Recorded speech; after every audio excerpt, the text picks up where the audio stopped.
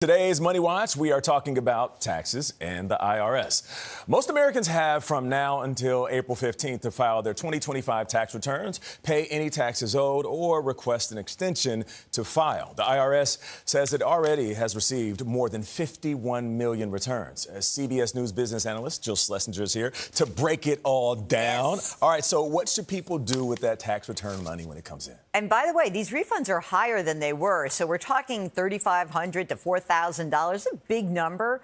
I want everyone to remember that you've just loaned Uncle Sam money for a whole year. Right. You did not get paid interest for that. So I'd love for everyone to adjust their withholdings. That's number one. Okay. But with that money, I think a really important part of this is to beef up your emergency savings. We already know that gas prices are up because of the war. We know that people are going to have to pay for that. So maybe don't spend all of this money. Put that money in your emergency reserve fund. You need 6 to 12 months of your living expenses, ideally. If you've got that covered, maybe pay down some high-interest credit card debt. If those two areas are covered, maybe you just beef up your retirement savings. I was going to ask you that. So a lot of people, they start thinking about retirement. What's the difference between an IRA and a Roth IRA? It's all about when you pay taxes. Okay. So with a traditional IRA or a traditional 401k, what happens is the money that you put in, you're able to kind of push the money in without paying taxes on it. But later when you retire, you have to pay taxes later at whatever tax bracket you're in. So a lot of people have always presumed, oh, I'll be in a lower tax bracket when I'm 60. Doesn't always work out that way. When you have a Roth IRA, the money that goes in is actually subject to taxation. So you've put an after-tax dollar in. The money grows without any taxes, but way down the line, 60, 65, 70, no tax due. I like the security of knowing I've already paid my taxes. And for those folks who are watching and understand what a required minimum distribution is, when you turn 73, 4, 5, you have to take money out.